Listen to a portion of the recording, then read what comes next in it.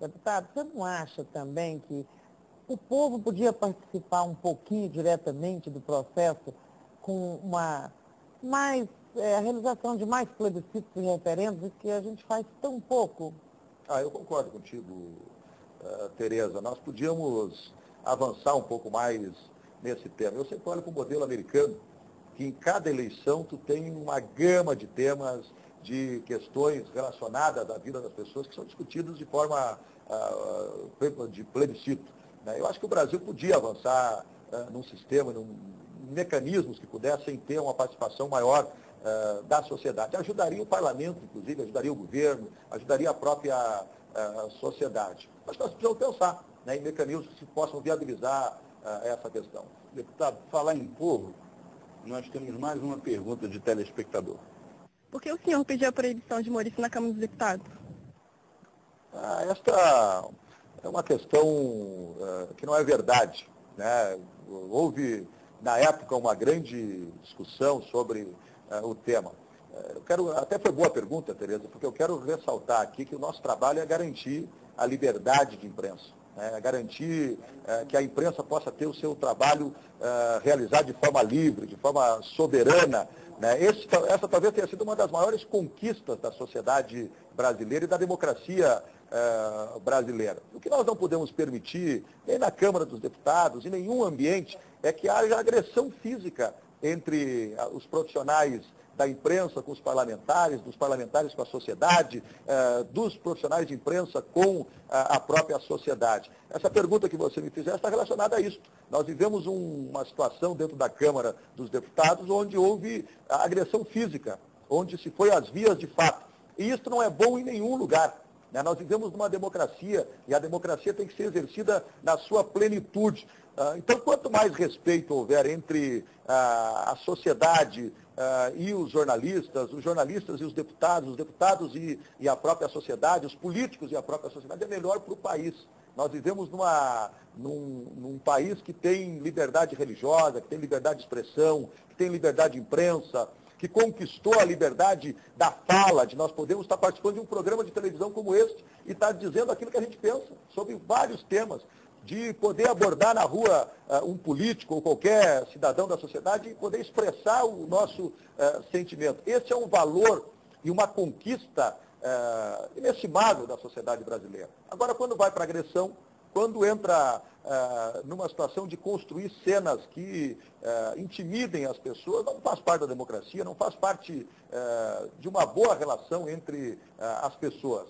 Então foi esse o tema, foi esse o caso que aconteceu naquela oportunidade, onde eu pedi que houvesse um comportamento mais adequado entre os atores envolvidos naquele caso.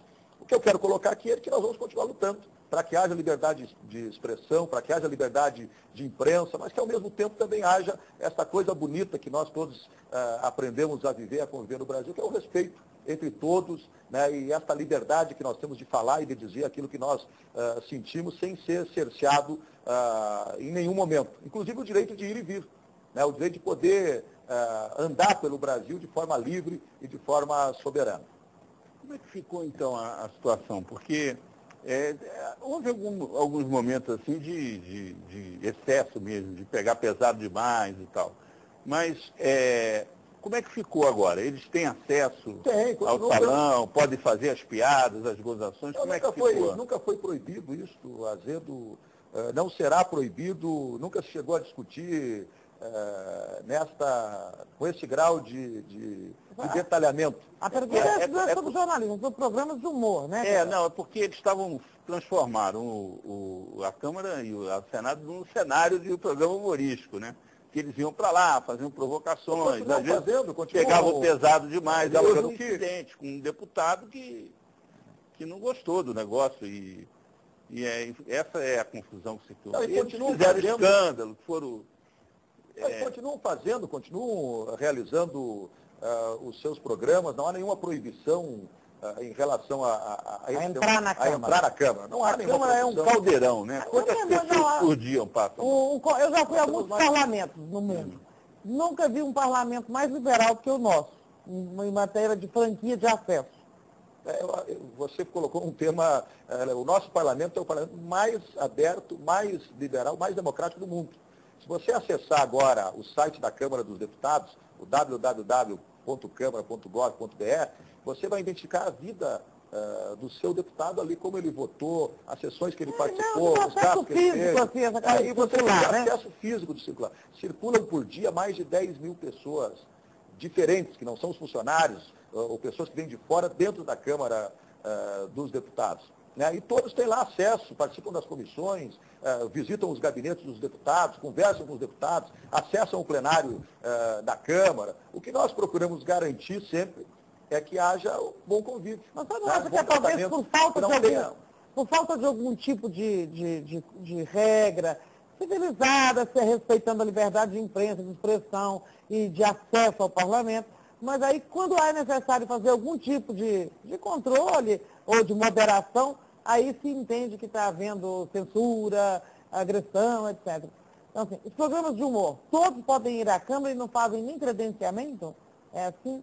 Não, todos têm credenciamento. Tem que credenciar, tem que são continua livre o acesso lá, então. São identificados, né? Não pode entrar livremente. Tem que cumprir as regras do jogo. Cumprir as regras do jogo. Qualquer um de vocês, jornalistas, ao acessar a Câmara dos Deputados, tem lá o seu crachá. Se crachá não entra tem até por uma questão de segurança também, que precisa ser dada ao trabalho dos parlamentares. O que nós queremos evitar, o que nós precisamos evitar é que hajam agressões físicas. A pior coisa que tem é você ir para agressão física. É uma coisa inimaginável, um jornalista brigando com um deputado. Então, uma prática ruim em qualquer lugar. Não é uma prática democrática. Não é uma prática democrática. Então, é isso que nós precisamos evitar. Você cumprir o seu papel de jornalista ou humorista mesmo, que queira criar uma situação constrangedora, pode fazê-lo. Agora, não pode apelar, né, ou criar situações que sejam constrangedoras, ou para o parlamentar, ou para alguém da sociedade, ou para o ministro, ou até mesmo para o próprio jornalista, né, porque acaba se colocando também numa situação constrangedora. Deputado, esse abuso que às vezes existe, sarcasmo, escárnio com o político, com o deputado e tal, faz parte, digamos assim, de uma depreciação da imagem dos políticos na sociedade, né? Por isso que os programas de humor acabam também, digamos, radicalizando, porque eles sabem que existe um caldo de cultura para isso. O senhor mesmo já falou sobre isso aqui no programa. Tem medidas na sua plataforma de candidato a presidente, né, para valorizar o parlamento e superar esse momento, digamos assim, de desapreço pela política? E é ruim para a democracia. Nós vamos trabalhar de forma muito incessante para valorizar o parlamento brasileiro, para construir ações que dignifiquem o nosso parlamento. E, ao mesmo tempo, Tereza, nós vamos defender o parlamento das acusações levianas que são feitas contra o parlamento, muitas vezes sem conhecer o papel que o parlamento brasileiro tem na democracia brasileira. Claro que é democrático, o que seriam dos cartunistas, dos sargistas, se não houvesse a política, né? Se não houvesse esse dia a dia, esse cotidiano. Agora, tudo que é feito em demasia, ou tudo aquilo que é feito de forma exagerada, não tenha dúvida que nós precisamos combater, nós precisamos evitar e nós precisamos ter posições firmes, duras, de defesa do parlamento.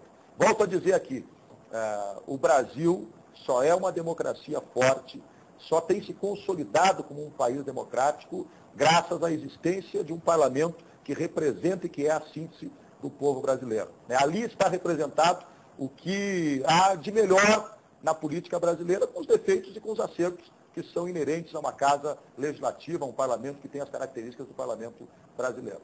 Deputado, nós vamos encerrar porque o nosso tempo se esgotou. Agradecemos a participação do Eudes Júnior, da Tereza Cruvinel, da TV Brasil, e do deputado Marcos Maia, presidente da Câmara, candidato à reeleição, que nos deu a honra de participar do 3-1. Até a próxima quarta-feira, aqui na TV Brasil.